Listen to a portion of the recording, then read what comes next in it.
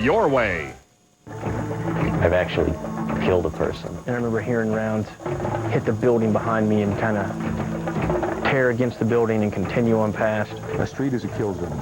It basically channelizes the enemy's bullets and funnels them down a one-way corridor. And then all of a sudden my leg just seized up and I started falling backwards. As attack choppers provide cover, Goodale is pulled to a nearby building where his buddies give him first aid, and he first shows the sense of humor that would make him legendary in the firefight. Actually, as it turns out, I did get shot in the leg, but the first place I got, I felt the pain was in my left butt cheek. So I, of course, had to make some jokes about getting shot in the butt. Goodale was the jokester in a 15-man unit assigned to this Blackhawk chopper, codenamed Super 64, piloted by Mike Durant. With Blackhawk 61 now crashed, Blackhawk 64, which had been orbiting over the desert after the Rangers roped in, joined smaller attack choppers called AH-6 Little Birds that are swooping down on attacking Somalis, their miniguns firing 6,000 rounds per minute. The Somalis fire back. 6-2 is taking fairly regular RPG fire, and they're all close. Minutes later, during a gun run over the crash site, a Somali RPG, rocket-propelled grenade, slams into the Blackhawk 64's tail rotor. 6-4, you okay?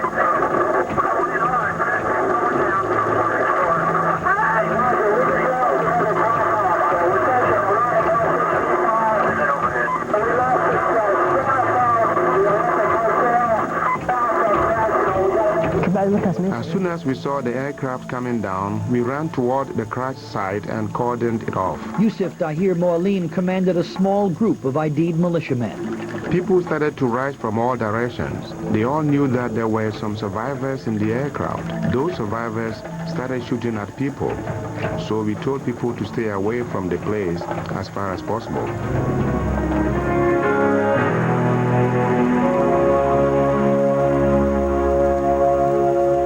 New America Online version 7.0 is here. There's never been a better time to join. What are you waiting for?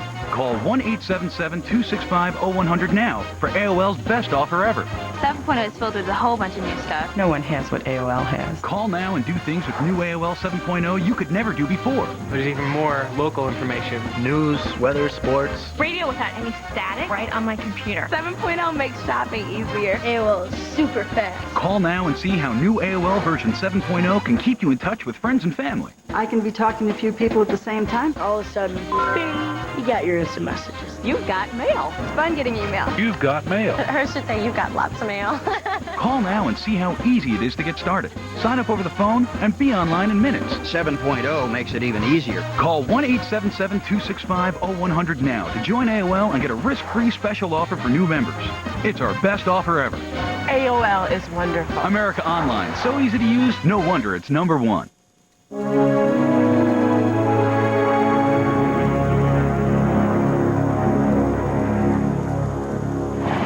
So now there are two battlefields. Up at Crash Site 1, Delta Steve and his team set up a line of fire. So I would basically just shoot rounds, real slow, accurate.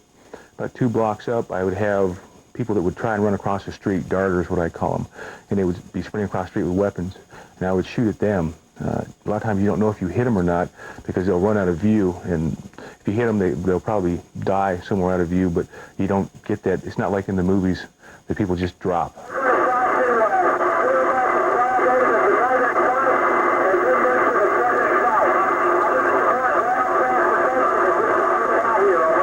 Ground transportation. The commander wants Humvees, Jeeps, and 5-ton trucks to move out from base and head for crash site number 2.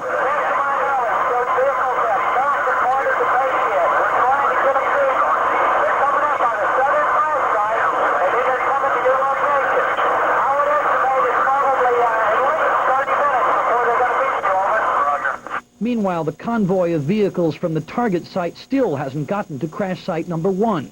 Even with aerial guidance, the narrow streets are just too confusing. Take the next right. The next right. Roger, next right, next right. Alleyway. Turn right. You just missed their turn. Roger, take the next available right. The situation's getting worse, and the commander needs those reinforcements fast.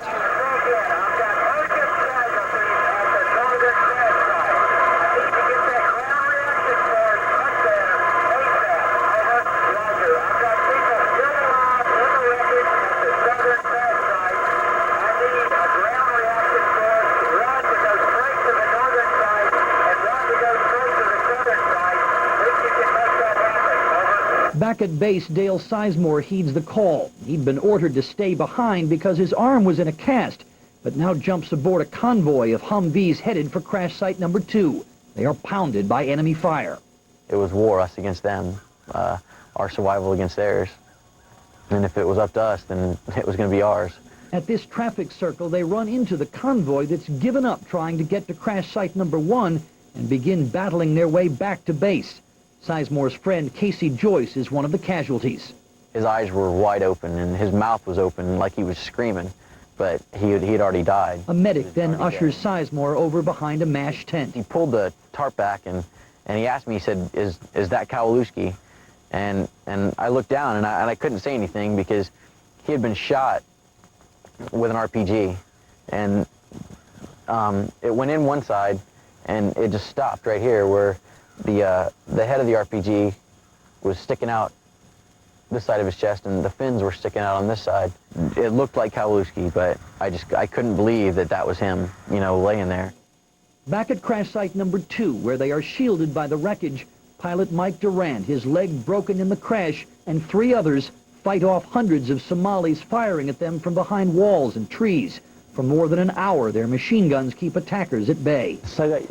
He and his men fought bravely. They were told to surrender. They refused.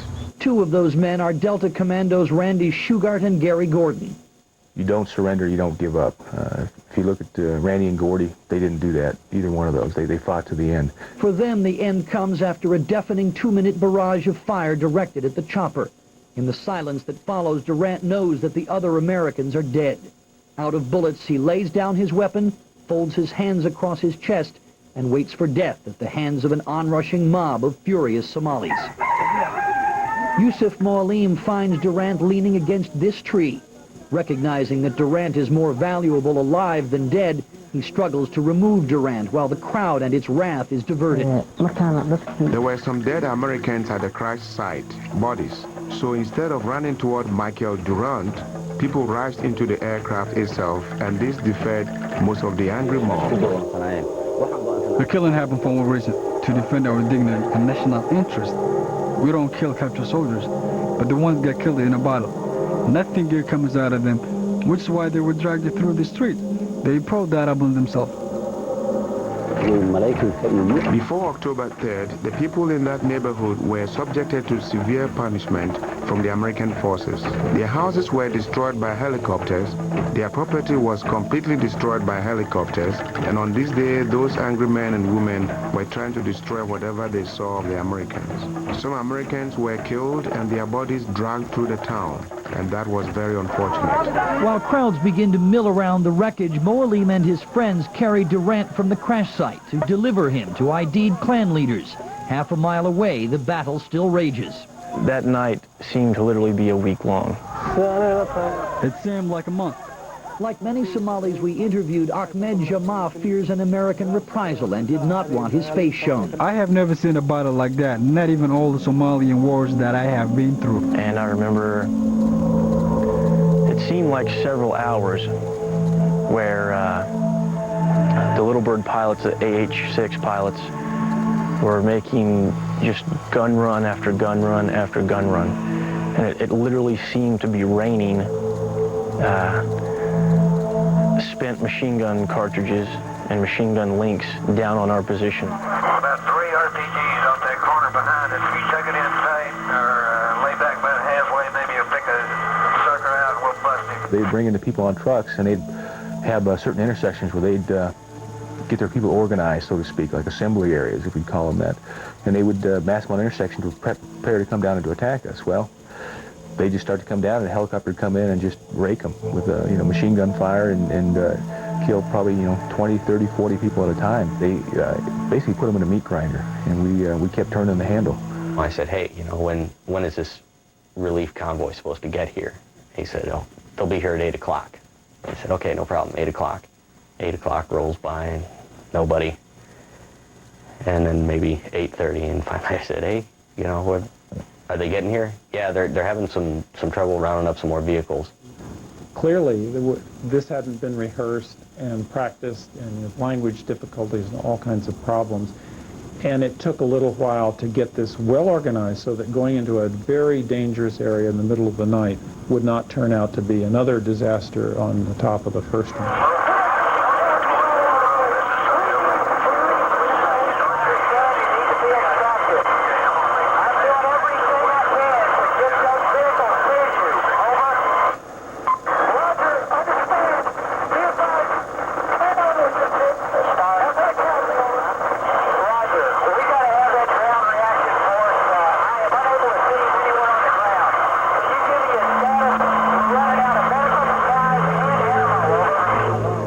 There's a Somali saying, if you corner a cat, it will kill you.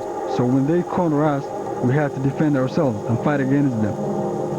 Finally, at 11 o'clock, soldiers like Phil Lepre begin moving from base in the rescue convoy. All I hear is bullets bouncing off the tank. Boom, boom, boom, boom, boom, boom. Explosions all over the place. I'm like, where the hell am I going into? But after I said a little prayer, took off my helmet, looked at my daughter's picture, and I said, babe, I hope you have a wonderful life.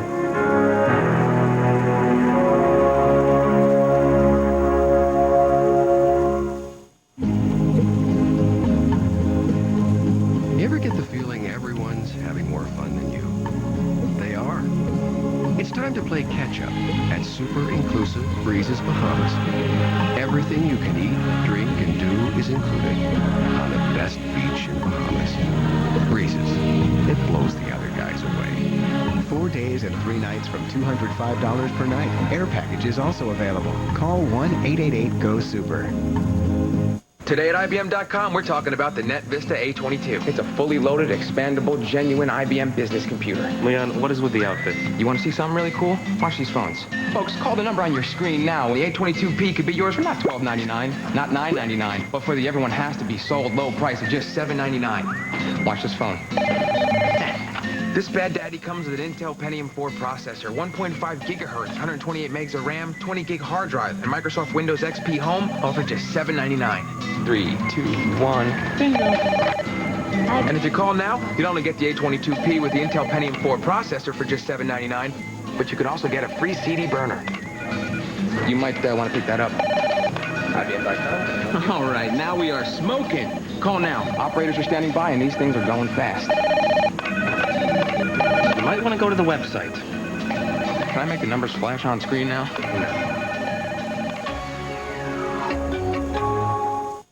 I always wanted to go to college, but it really wasn't an option for me. And then they called me from the foundation and told me that I could go to school. They pay for everything. They all understand that we've gone through a lot. I don't have my father anymore. Somebody cares. Somebody's doing something for me. And it's like now his death isn't all in vain. They made it possible for me to go to school. I'm just really happy.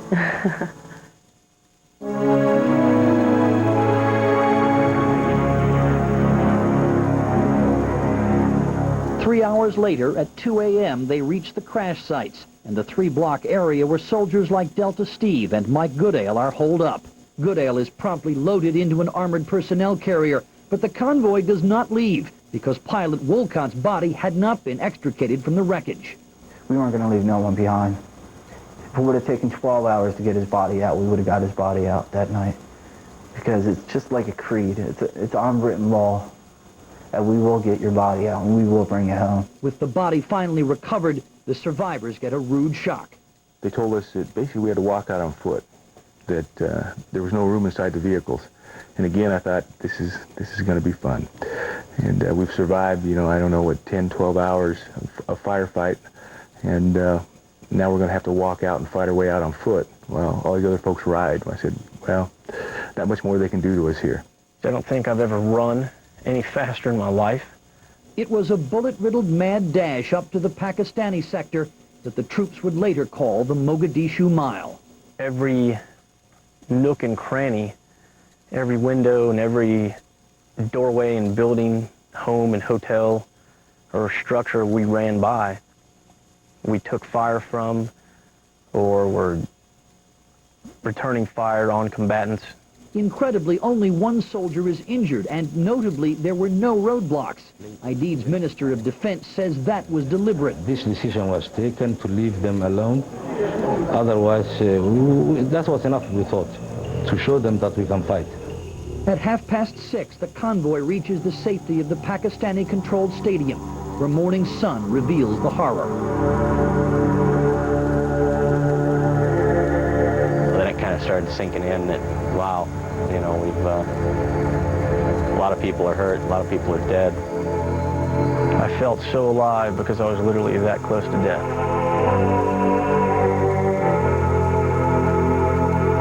I looked back to the side of the Jeep where I was mostly sitting all night, and it was just, it looked like Swiss cheese. It was amazing, you know, to think that I never got shot. 18 Americans died in the firefight. Somalis? Estimates run well over 1,000 wounded and 500 dead, many of them women and children. The men were hiding behind women and shooting underneath their arms. And it got to the point where you just have to shoot the woman and then shoot the man behind her. And it is, you know, bad deal for her, but she was helping him, so in actuality, it was her own fault. And I felt no remorse about any of it. Kids would carry rocket-propelled grenades, so it was a family affair. It's not like they were innocent civilians. We did what we needed to do to keep people away from our crash sites. If you're coming to a gunfight, you're wrong. And there's only one reason to come to where people are shooting, and that's to fight. People don't come there to dance. So we treat them accordingly. I know, I guess it's unethical to shoot women and children, but is it unethical when they're trying to kill you?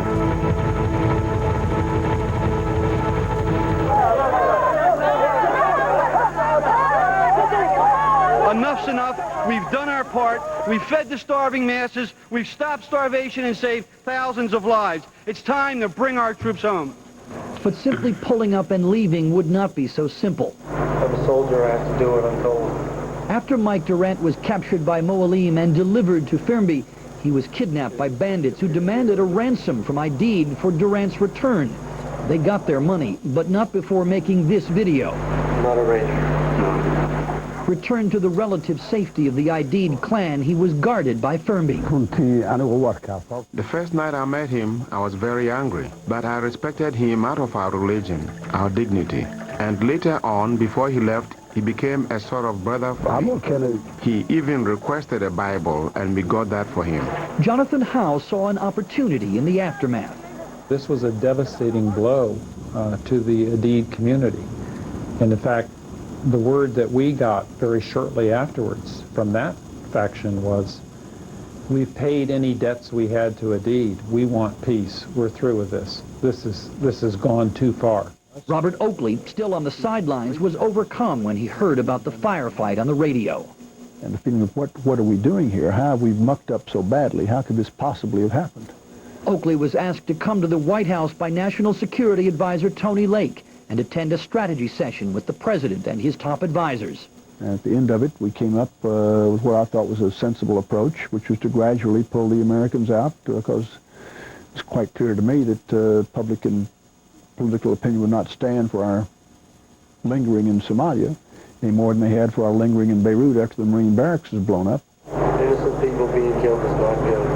With marching orders to recover Durant, Oakley packed his bags for Mogadishu, where after 5 days, Ethiopian diplomats were able to arrange a meeting with Aidid staffers.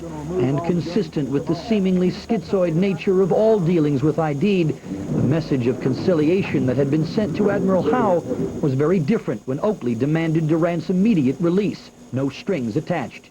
They said, but we Somalis never do that. It's an eye for an eye, tooth for a tooth. We can't do that. Look at all the blood that's been shed. Look at all the people that you're still holding. And I said, well, you've got to. And I said, let me be honest. If you don't, this is not a threat, but if you don't, I'll tell you what I think will happen. After some weeks, the United States will be very, very frustrated. You'll be asking for things. This will be seen as a hostage situation. And we'll say we won't give in to hostages. And you'll say, but we have to have a price. By the time the shooting is over, given the tanks and the aircraft carrier with aircraft and the gunships and everything else that's going to be here, there won't be anything left in South Mogadishu. There will be cats, dogs, goats, people, women, children, you name it. Everything is going to be gone because the amount of firepower is so great and the amount of hatred and anger behind it is so great. So don't create this sort of a situation, I beg of you. 24 hours after Robert Oakley's ultimatum, and against the advice of many in his clan, Aidid released Durant. The search for Aidid was over, and American troops would soon begin coming home. Admiral Howe, virtually shut out of the decision-making, felt the Clinton administration's sudden turnabout was a big mistake. You know, we were at a point where that battle and the sacrifice made there perhaps could have been the catalyst that led to a solution. Attempts to talk Aidid into an agreement resumed, but Howe's successors at the UN got predictable results. They would get very close. They think, gee, we're going to get another agreement, we're going to be able to sign, and then at the last minute the deed would pull out.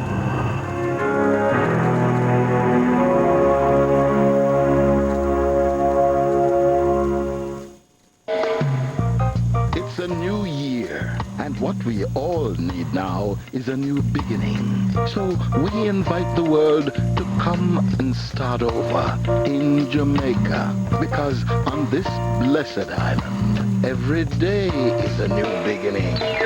One love. Come to Jamaica. One heart. Come to life.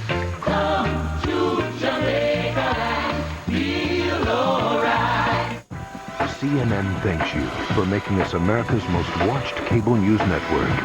This year and every year, you can depend on CNN. Remember the Queen of Hearts? Well, she recently fell in love, thanks to the Matchlink Singles Network. Yes, she found her perfect match without having to browse through hundreds of ads. Now they do everything together. Sledding in the park, cuddling by a warm, cozy fire. They even went on a romantic vacation together. Yes, another happy ending. And your love life can have one too. The Matchlink Singles Network. It's safe, confidential, and enrollment is free.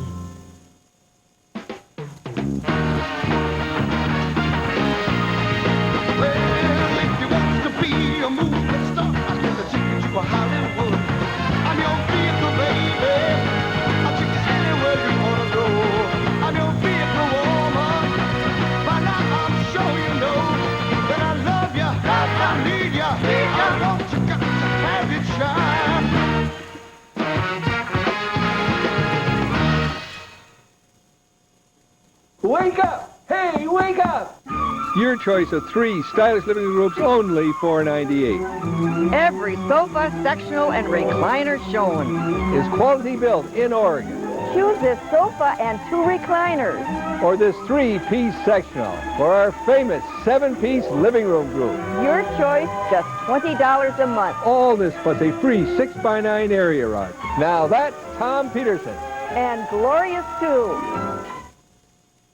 Our country has a great opportunity to create a future that meets our energy needs, reduce our dependence on foreign oil, and protect America's remaining special places. We can invest in solar and wind power and build more fuel-efficient cars and trucks. Or we can continue the policies of the past and sacrifice places like the Arctic Wildlife Refuge without achieving energy security. It's our choice. Find out where your senator stands with the future or the past. This is CNN.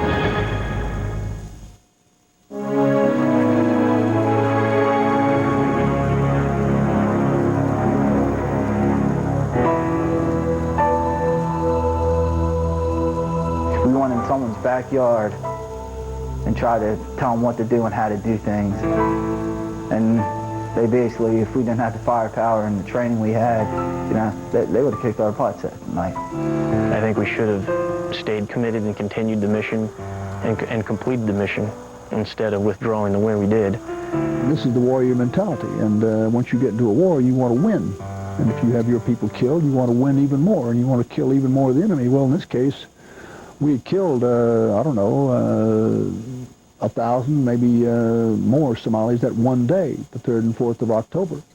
And all in all, we killed 5,000 or 6,000 Somalis. And so far as I was concerned, this had been the wrong course to take. We tried to work on the margins. And if you're going to be been there and you're going to be involved, you need to provide the muscle and the resources and the people to make something that you undertake successfully. There's 18 American soldiers over there that died. For what?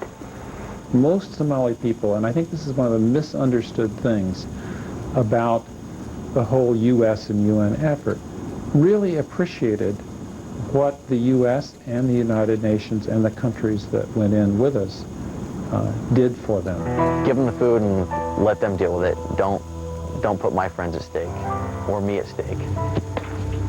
We've got plenty of starving people in the United States, you know, that won't shoot at us when we're trying to do it. I wouldn't trade one American life for 10,000 Somalis. It just wasn't worth it at all. You can't bully the Somali people. Use force to try to make things the way you want them. Somalis learn that they can govern themselves and they don't need anybody from the outside to lead them or give them systems. There's not a day that goes by I don't think of Somalia.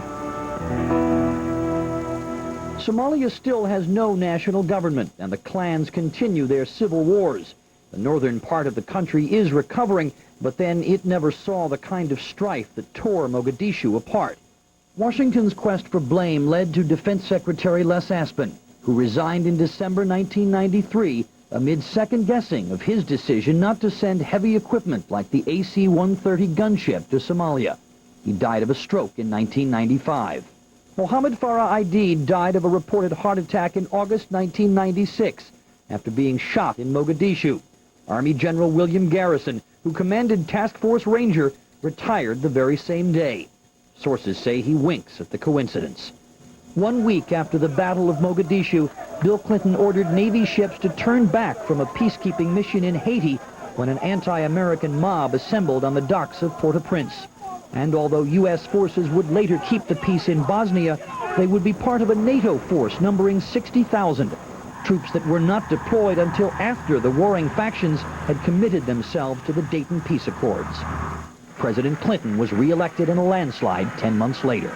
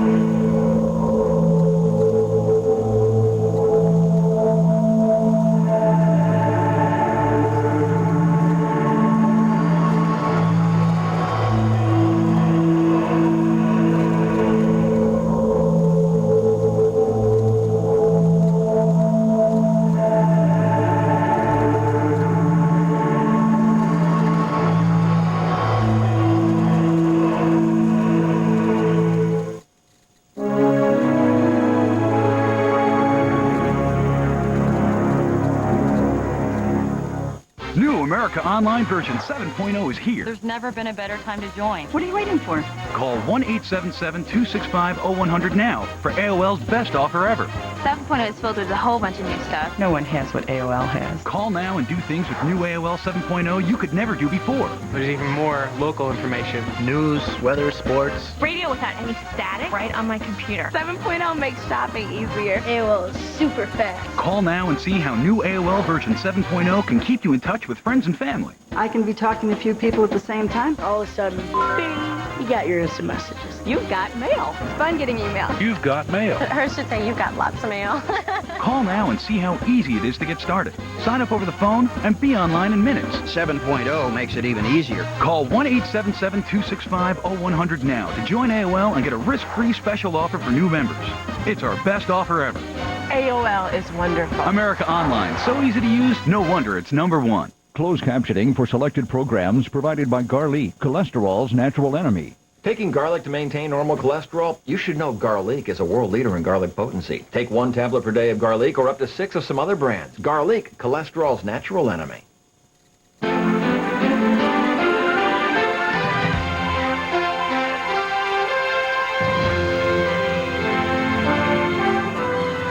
Hi, I'm Jean Meserve in Washington. Welcome to CNN Saturday. We begin with a check of the hour's latest developments.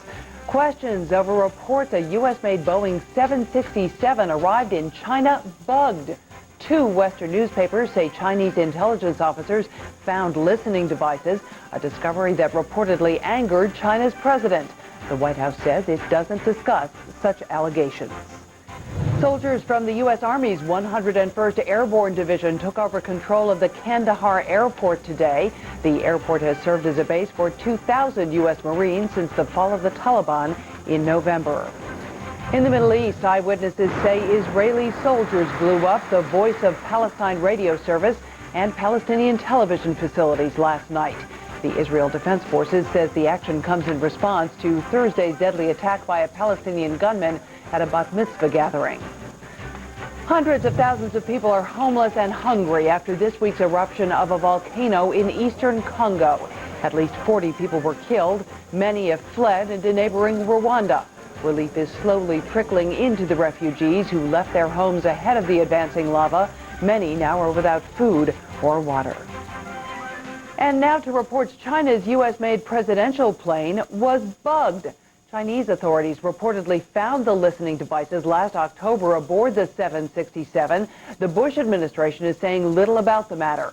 Experts don't believe this will put a rift in U.S.-China relations. CNN Beijing Bureau Chief Jaime Flor-Cruz has more. For long trips at home and overseas, Chinese President Jiang Zemin has traveled on chartered planes, a practical arrangement which does not quite befit the leader of a rising global power. Through Chinese companies, Beijing bought a special Boeing 767 over a year ago. They envisioned a presidential plane outfitted with a bedroom and bathroom and advanced communications and avionics equipment, a Chinese version of Air Force One that is comfortable, safe, and secure. But when the custom-built Boeing jetliner was delivered last fall, the Chinese found more than 20 listening devices planted in the plane, according to the Washington Post and the Financial Times. Some Chinese are incredulous, but others are not shocked. I was surprised when I first heard of it, but I don't think this is uncommon. Even the U.S. and its allies spy on each other. National interest is still the most important in bilateral relations. Analysts say the incident, if true, merely shows America's ill intentions towards China, reminiscent of the bombing of the Chinese embassy in 1999 and the spy plane incident last year. If true, it would be a very unfriendly gesture. It would be more of a loss of face for China than any substantive loss. So it could make the Chinese people more hostile towards the U.S. In fact, U.S.-China relations have been on the upswing since September 11. Washington credits Beijing for its role in the global war against terrorism. Even if the bugging attempt were true, analysts here think it will not greatly disrupt U.S.-China relations. As one Beijing official puts it, China will remain focused on the major issues when President Bush visits Beijing next month. Jaime Flor-Cruz, CNN Beijing. Boeing, which delivered the plane a year and a half ago, is responding to today's reports. A Boeing spokeswoman issued a statement saying Boeing isn't even going to address the listening device rumor. We don't discuss rumors. We delivered that airplane from a commercial facility in June of 2000, and that was the last contact Boeing had with the airplane. And now to Afghanistan, where there was an important changing of the guard today. CNN's Ben Wiedemann reports from the U.S. military facility at Kandahar Airport. In a simple ceremony, the U.S. Army takes control of Kandahar Airport from the Marines, raising the banner of the Army's 101st Airborne Division.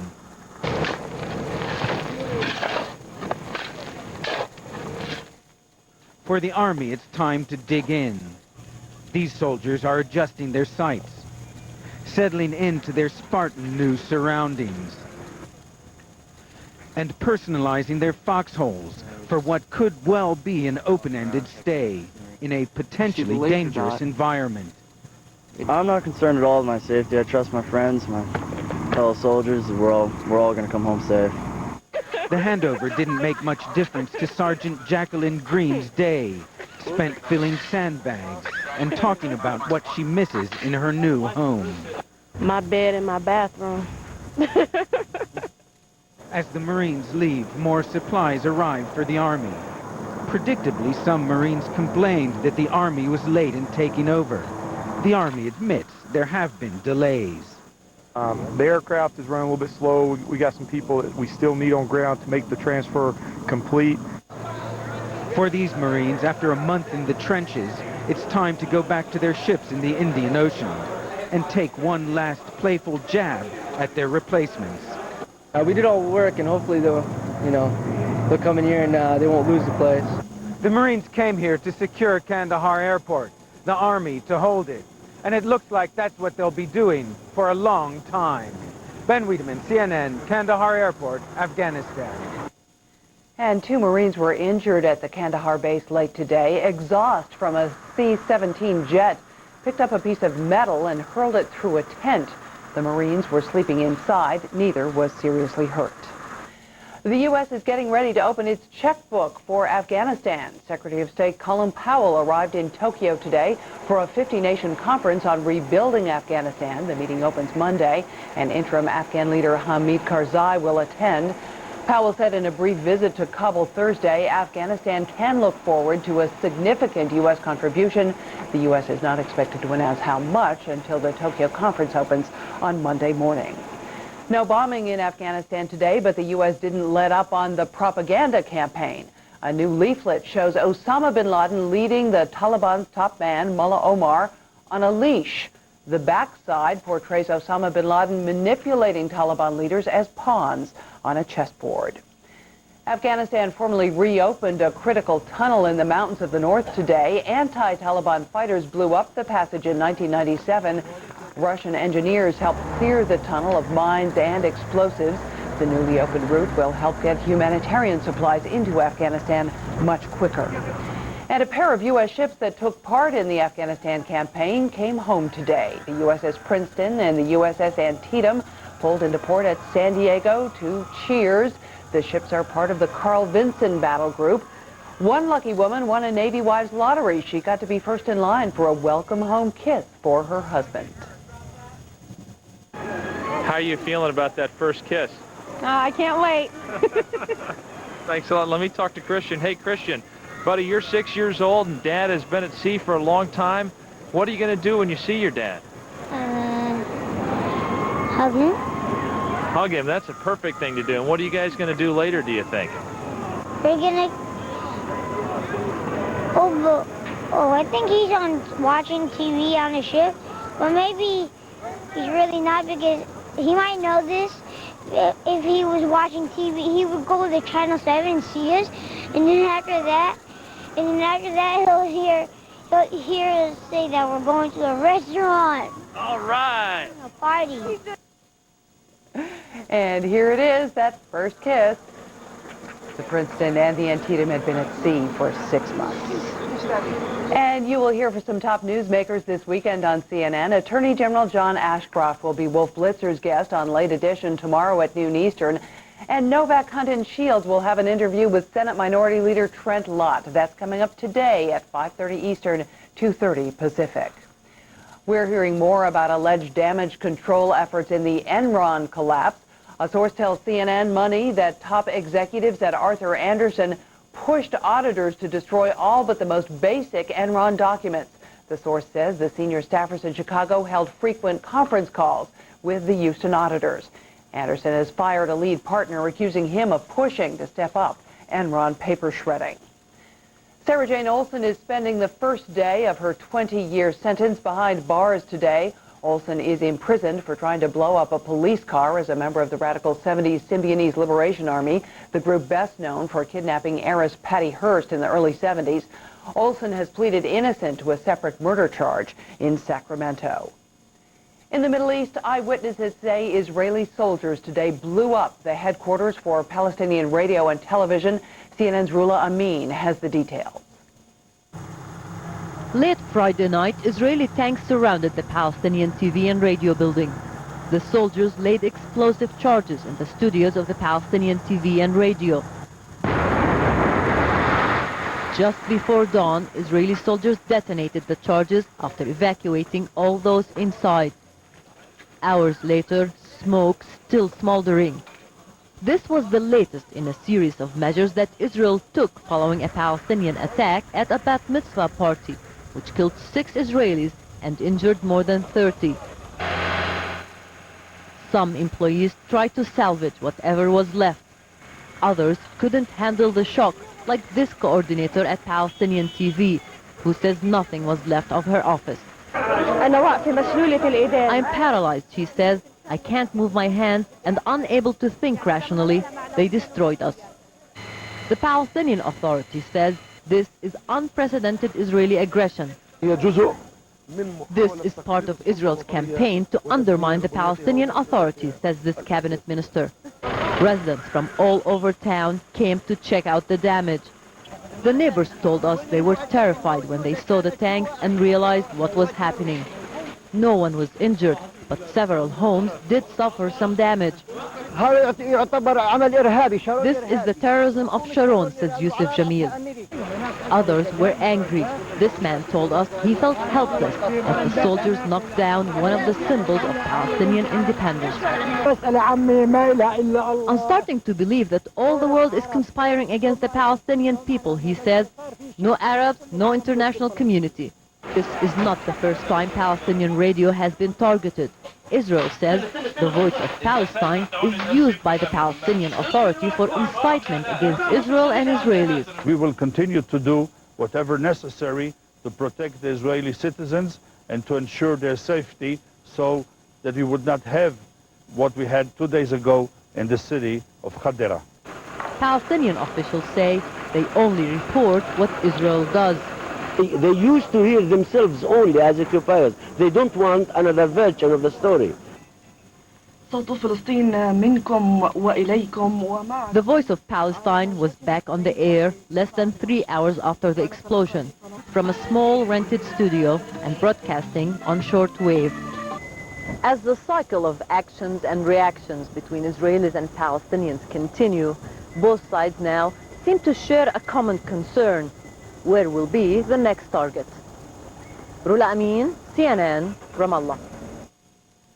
You can find more details and background on developments in the Middle East at CNN.com. Simply follow the world link from our homepage to all the latest information. In eastern Congo, more volcanic lava flowed today through the devastated city of Goma, where dozens have been killed and thousands of residents abandoned their homes. Now people are returning only to find mounds of black lava where once stood homes and businesses. With more, here's CNN's Catherine Bond.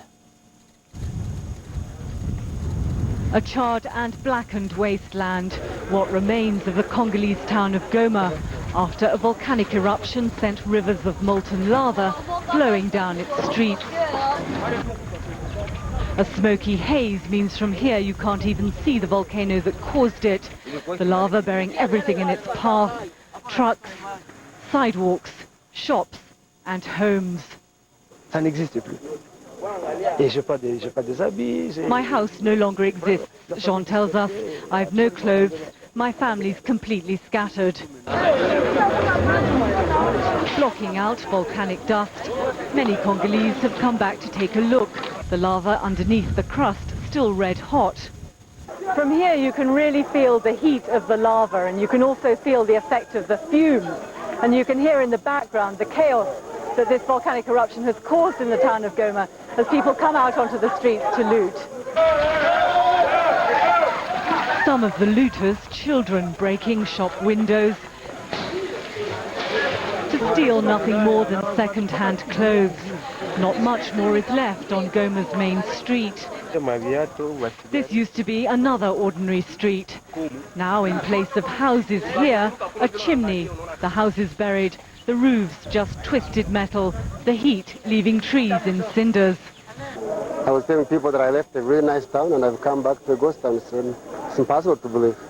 Nature can be very cruel. Amid the devastation, one man tidying up. But it's going to take more than tidying to remove the mounds of rock, some still bursting into flame, both in the town and at Goma's International Airport.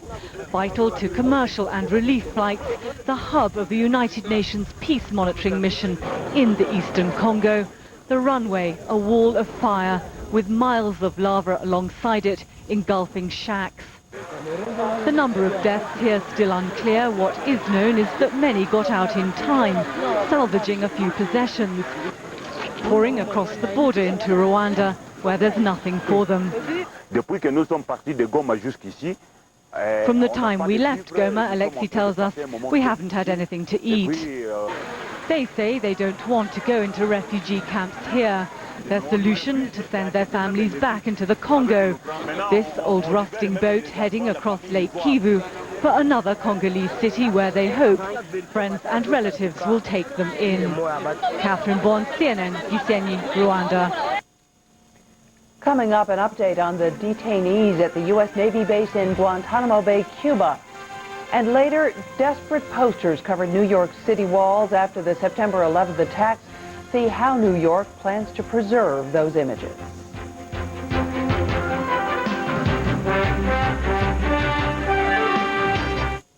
Going to where the story is and bringing it home from the front lines. Christian Amanpour, another reason why you can depend on CNN. Boys will be boys, and they do love their toys. High-tech, high-powered, high-priced gadgets. Now you'll love the History Channel's Ultimate Boys Toys Sweepstakes. Your chance to win the Ultimate Boys Toys Entertainment Package from Sony or other great prizes. Enter to win when you see this display at your participating local sponsor. Go to your local Mattress World location for a chance to win Boys Toys.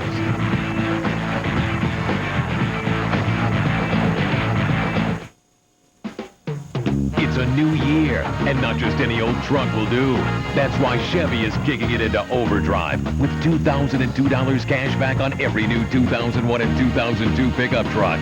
From S10 and Silverado to the 2002 Motor Trend Truck of the Year Chevy Avalanche. That's $2,002 cash back when you lease or purchase any new Chevy pickup. So drive into this year with a truck you can depend on. See your local Chevy dealer today. CNN thanks you for making us America's most watched cable news network. The U.S. says its base at Guantanamo Bay, Cuba will be home to no more than 1,000 prisoners from Afghanistan. Officials originally proposed bringing 2,000 detainees onto the base. Just 110 prisoners are housed at the facility now. The detention center is described as a work in progress. Much of the housing for prisoners is yet to be constructed. The International Red Cross is at Guantanamo to review the facility and talk with detainees. Critics say conditions are inhumane. Prisoners are held in cells made up of chain-link fence and corrugated metal roofs with concrete floors. Let's talk about the war against terrorism in the context of human rights. Kenneth Roth is Executive Director of Human Rights Watch. He joins us from New York. Thanks for coming in today. Thanks for having me. First, let me ask you if you're concerned about the conditions under which those detainees are being held in Cuba. We are concerned about whether the exposed cages provide adequate protection from the elements. But frankly, our main concern is that Secretary Rumsfeld refuses to follow the procedures required by the Geneva Conventions to determine whether these people are formal prisoners of war or illegal detainees. And why do you think Secretary Rumsfeld is not doing that? Well, one can speculate as to why, but I think if he just walked down the hall of the Pentagon and spoke to the career military lawyers, what they would tell him is that the Geneva Conventions require a competent tribunal to make this decision, not simply the Secretary himself. And it matters greatly. This is not an academic question because, in fact, insofar as the detainees were Taliban fighters, they are entitled to prisoner of war status. If they were simply al-Qaeda, they probably are not. But until that determination is made, all of them are presumptive POWs, meaning they cannot be tried by President Bush's military commissions, but must be given the full procedural rights of an official U.S. court-martial. What about Afghanistan itself? As a human rights organization, do you applaud the overthrow of the Taliban, which certainly did not have a sterling record in that department? The Taliban had an awful record, and I think everybody has to applaud that they're gone. At this stage, frankly, the main challenge in Afghanistan is making sure that the thugs who themselves, some members of the Northern Alliance, who had an awful record from 1992 to 1996, do not gradually take over this new government. There's a need to establish some mechanism of accountability to identify who committed what crimes and make sure that they are not given positions of power in this new government, so we don't see a reversion to the atrocities that have plagued Afghanistan even in the period just before the Taliban. We are hearing a lot about the international war on terrorism. It does appear to have become that. Are you afraid that some governments are using this as a pretext for breaking down on dissidents in their countries? Yes, we are. Human Rights Watch, my organization, just put out a global survey this week. And what we found is that a number of governments are opportunistically waving the flag of the anti-terrorism campaign to justify classic repression. Perhaps the best example is Zimbabwean President Robert Mugabe, who is facing re-election, is afraid that he will lose, and so is cracking down on journalists who are independent and speaking out against him by threatening to arrest them in the name of fighting terrorism. We found similar actions by, for example, Russian President Putin, who tried to justify his atrocities in Chechnya in the name of the war on terrorism, or the Chinese government made a similar argument with respect to its vicious crackdown in Xinjiang province in the northwestern part of the country. And what about the Middle East? What do you find there? Well, there, on the one hand, for example, Israeli Prime Minister Sharon keeps referring to Arafat as our bin Laden in an effort to justify the kinds of abuses that for example, you just featured earlier in your program, in which civilian targets are being destroyed. This happened with the TV and radio station just recently, houses earlier in the week. Similarly, Egypt, which for about a decade now has been using military tribunals to provide summary trials and then executions for suspected terrorists, is now saying this is the best way to do it. If you had only followed our way, you might have avoided September 11th. This use of the anti-terror campaign to try to justify blatant violations of human rights, I think misconceives what the fight against terrorism is about. Since it's not just a matter of cracking down on certain individuals, there's also a need to attack the logic of terrorism, the view that anything goes in the name of a cause. So it's very important in fighting terrorism to live up to the values that we claim to be defending, those of human rights. And Kenneth Roth of Human Rights Watch, we have to leave it there. Thanks so much. Thank you. And still to come, the White House has a winter visitor with 2 eyes of coal and a button nose. We'll show you just ahead. And I remember 4 days after 9/11 being on this corner. This bus stop was covered with posters of the missing. see how New York plans to preserve those images for years to come.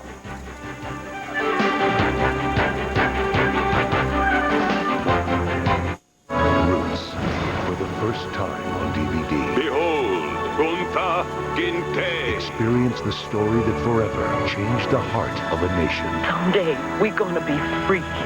Roots. Buy it today on DVD. We're here to do the books. Accountants? I love numbers. Well, we work with numbers. Wow. Do you have an M Life? Sure. Yeah, of course. Would you like one? You ever get the feeling everyone's having more fun than you? They are. It's time to play catch-up at Super Inclusive Breezes Bahamas. Everything you can eat, drink, and do is included on the best beach in the Bahamas. Breezes. It blows the other guys away. 4 days and 3 nights from $205 per night. Air package is also available. Call 1-888-GO-SUPER. The winter's first significant storm is on top of the Northeast. It's been coming down in Delaware and has snarled traffic and dumped nearly a foot of snow in some areas of West Virginia today. Officials in New York and Philadelphia say their heavy equipment is on standby. The storm is offering up a different kind of photo opportunity at the White House today. Our CNN crew caught pictures of a snowman's press conference taking place today, apparently on the North Lawn. And now for more on what's on store weather-wise, here's Jackie Jarrett. Winter storm warnings are posted across much of the east, from New York City down through the Appalachians and into western parts of North Carolina. Could see some heavy snowfall rates of 1 inch an hour at times through the rest of the afternoon and the evening, but it will be a very short-lived storm. It's going to be moving out of here very quickly. By tomorrow, it will be over and done with. Washington, D.C., you can expect 3 to 6 inches by tomorrow morning, about 4 to 8 inches in Philadelphia. New York City, 3 to 6 for you as well. In Boston, not as bad, though you could linger into your Sunday with 1 to 3 inches of total accumulation. Here's our forecast through the rest of the evening. The rain across the southeast will be at heavy at times. You could get up to an inch of rain in Atlanta. Raleigh could see heavy rain as well. Our low moves out very quickly off the mid-Atlantic coast, and high pressure is there by your Sunday, and this means clearing skies, so looking great to get out and play in that snow for your Sunday. Now, the northwest, you've got a storm of your own. As a matter of fact, 2 of them. Tomorrow, you'll be dealing with the second of these storms, so the rain will move back in after a break tonight for Seattle and for Portland, and we'll also be watching for that snow to become heavy across especially the panhandle of Idaho. Up to a foot will be possible in some locations. Well, what can you expect as you head back to work? A look at Monday, a couple clippers across the Great Lakes, and then coming down into the upper Midwest as we approach Tuesday. But we're watching for a big storm by the middle of the week. Wednesday, the midsection of the country will see rain and snow. Let's look at the nation's weather. Now back to you. Jackie, thanks. It's not clear how the storm may affect the work going on at Ground Zero. As we take a look at a live picture from New York, we want to tell you about work that's going on behind the scenes to preserve relics from the attacks for posterity. CNN's Maria Hinojosa has our report. In those first anguish-filled days after 9/11, the desperate posters began to appear. They turned up anywhere throughout the city, walls covered with smiling faces and intimate details, private things we shouldn't know, their last words, or screams now scotch-taped on lampposts, forever missing. 4 months later, like tattered teardrops of paper, they still stand in some places. At St. Vincent's Hospital, the Wall of Hope. In Grand Central Station, the Wailing Wall. But many, many more posters are gone. I remember 4 days after 9/11 being on this corner. This bus stop was covered with posters of the missing. And I remember touching each one of their faces, saying my own personal goodbyes to them. But now those people and the posters are gone. But will the posters all disappear one day? No, because museums are already thinking about history. Parts of walls are in art warehouses now, stored for the future. Experts are being consulted, paper conservators. How do you make magic marker last forever? Keep yarn and scotch tape from disintegrating.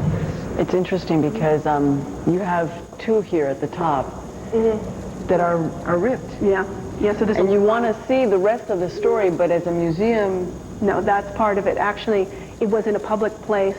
It was seen by the public. This is an object that wasn't created for a museum. It was created to be used by the public. By people like the family of missing firefighter Angel Juarbe. You read that? God, please find our son Angel. Love his mom and dad. Battle 12, Engine 3, badge 6622. Who put his posters up everywhere. It meant, it gave us some hope that maybe someone would recognize him. Juarbe's body was found on November 27th. The missing posters now replaced by a shrine in his basement, built with love by his father. Juarbe and all of the other victims, once missing, now just very badly missed. Maria Hinojosa, CNN, New York.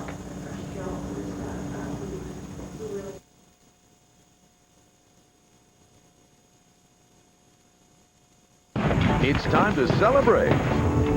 Now choose 0% financing or up to $2,500 cash back. And get a 100,000-mile limited powertrain warranty with every nimble Daewoo Lanos, versatile Nubira, or stylish Laganza. They're all waiting for you at your Daewoo dealer. Daewoo, the obvious alternative. From the site of the 2002 Winter Olympics, Attorney General John Ashcroft sits down for a candid interview.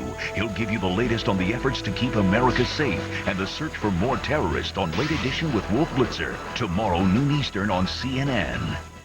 Cracks in the coalition. From Riyadh to Manila, some key allies are not giving their full support to the U.S. war on terror. I'm Paula Zahn on the Next American Morning. What can the U.S. do about that? It will depend on CNN Monday at 7 a.m. Eastern.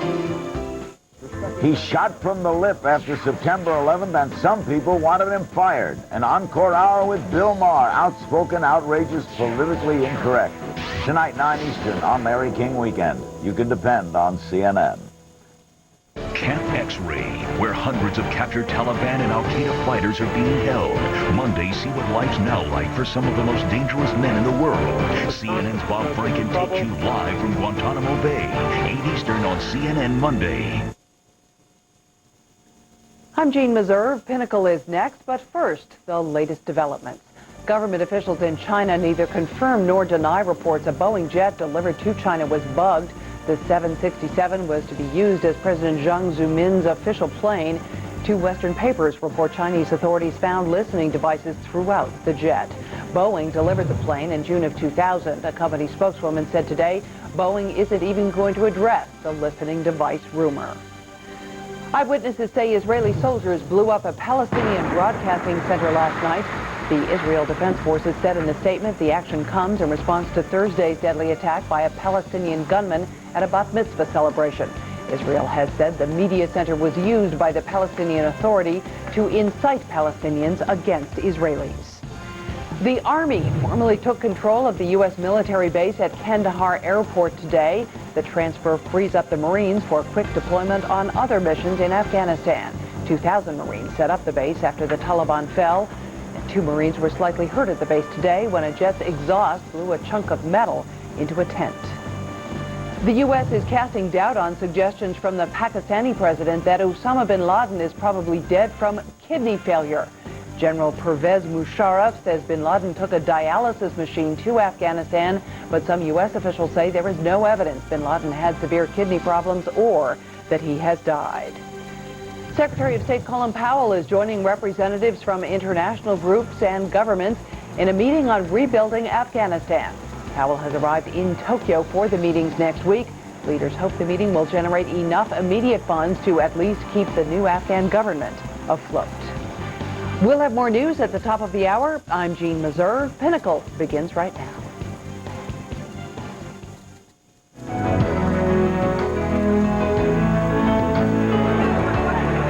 Alain Ducasse has been called the world's most celebrated chef, the only chef ever to win a total of 8 Michelin stars, the Nobel Prizes of cuisine. An executive chef who's really a chief executive, managing the growth of a global, multi-million-dollar restaurant empire, dedicated to delivering extravagant culinary pleasures to his affluent customers.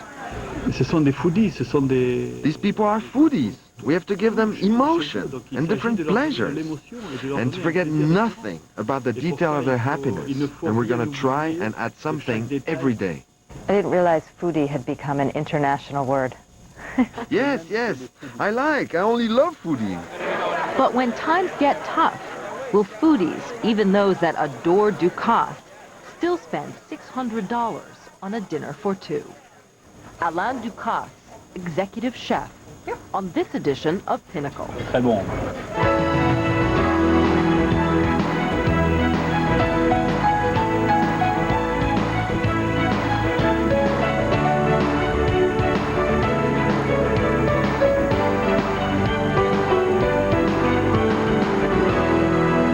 This is Pinnacle with Willow Bay. The more you live, the more a bladder control issue shouldn't hold you back. New Serenity Slender gives you 3 layers of protection. The core of super absorbers keeps you drier. New Serenity Slender. More protection, less bad. Now that's more you. On the WB Monday night, an important all-new 7th Heaven. They were calling her names because she's Muslim. And this was happening right outside our house? There's a Muslim family living in the neighborhood? Fear can bring out the worst in people. You know how it makes me feel? Angry. This has to stop. It's going to stop right here. An all-new 7th Heaven on the WB Monday night. We come to your country. It was supposed to be a mission of mercy. To enable the starving to be fed. Instead, the unthinkable. Meet the real men and hear the real stories that inspired the new hit movie, The just had to get to that helicopter and get those guys out of there. CNN presents Blackhawk Down, 7 Eastern, 4 Pacific on CNN Sunday.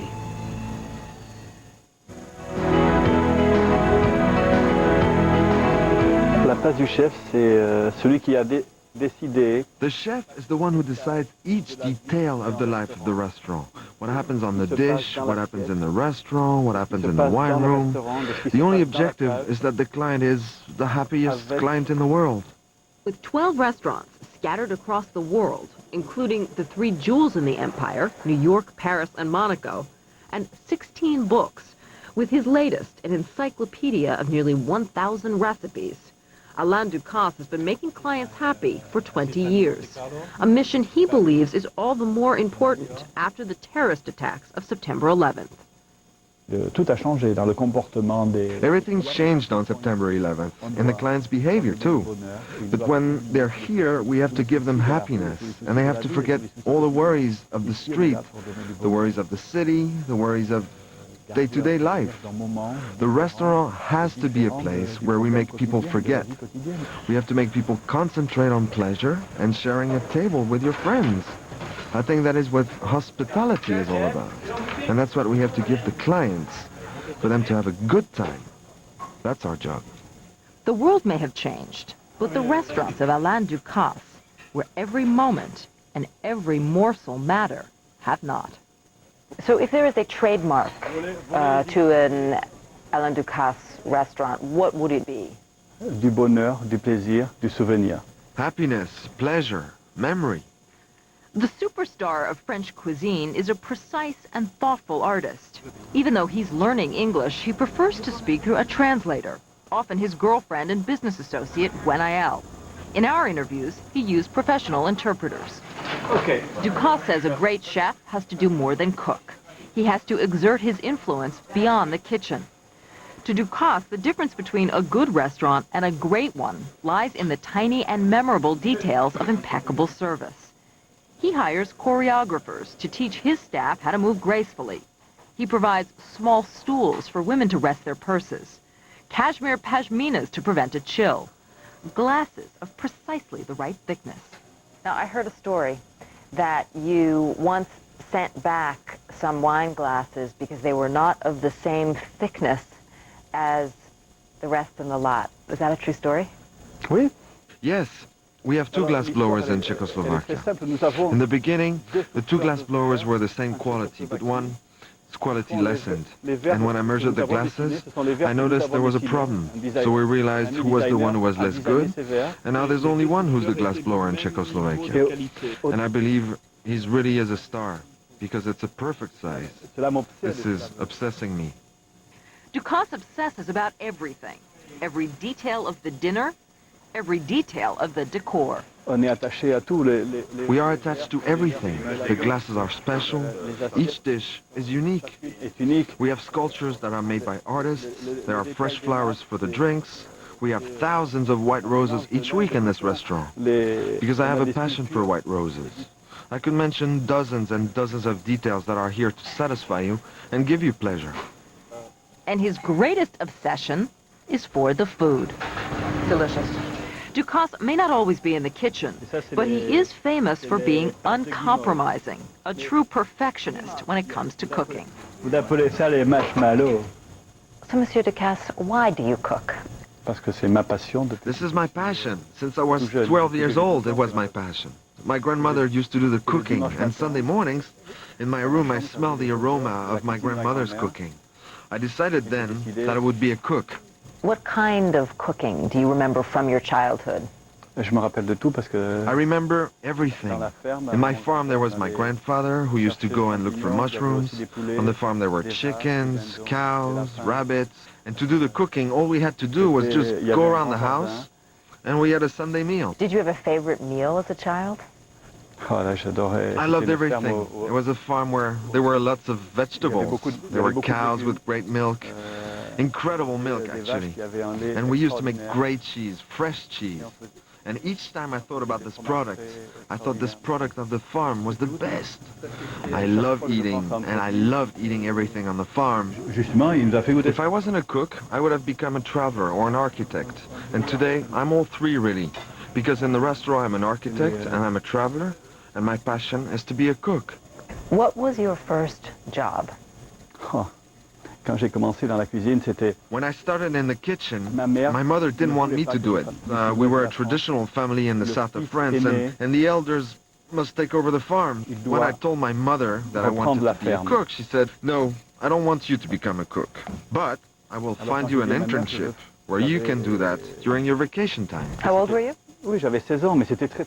I was 16, and it was very hard. My work was to take the feather from the chicken in a place where it was very cold. My fingers were completely frozen. And afterward, I remember my work was to make crepes. And when I finished making the crepes, I was to clean the pantry. And I thought maybe my mother was right. I shouldn't do this work. But since my mother was so opposed to it, the more I wanted to do it. Ducasse has become famous for his ability to intensify the pure flavors of his youth. In my restaurants, Ducasse says, a tomato will always taste like a tomato. So if there is a secret to your cooking, what is it? Le meilleur des produits. The best of the products, the freshest, the rarest, the most beautiful. And just after that, the chef can intervene and give the product an additional touch that will please the client. In Paris, it's the mushrooms called ceps that get him excited, taking him back to his family farm in the southwest of France. And the crayfish, so fresh, they nearly took off his finger. Crayfish coming. In New York, he's impressed by the wild Alaskan salmon. I prefer the salmon because for me it's the most beautiful species. But are even the finest ingredients worth $160 for a 3-course fixed-price dinner? Those tough New York critics didn't think so. Oui, chef. Okay. How Ducasse fought back against a barrage of criticism when Pinnacle returns. You know the feeling. Someone starts to tell a joke and you panic. What if you start laughing? Lots of us experience slight loss of bladder control, sometimes just when laughing or sneezing. But I discovered new Poise panty liners. They're designed especially for slight loss of bladder control. They're thin and discreet like ordinary panty liners, but with a super absorbent blue center to keep you drier. New Poise panty liners. Freedom to be yourself. Look for Poise panty liners with other Poise products. CNN thanks you for making us America's most watched cable news network. This year and every year, you can depend on CNN. I believe the coolest stuff should be simple and affordable. It's AT&T Broadband. 2 great services from one simple connection. Cool. For starters, there's AT&T Digital Cable. I believe having more channels means having more of what I want to watch. I believe movie nights shouldn't start in a line or end with a late fee. Then there's AT&T Broadband Internet. I believe I should leave my dial-up modem in the dust. So log on now to attbroadband.com. I believe I will. AT&T Broadband. Believe in it. Hi, I'm David Oric. It'll only take you a minute to fall in love with my 8-pound Oric XL. But I'll give you 30 days to try it, risk-free. Its powerful pile-lifting roller brushes bring old carpets back to life. You'll see immediate results, I guarantee it. Call, and I'll also send you my Oric Compact Vacuum absolutely free for your 30-day free home.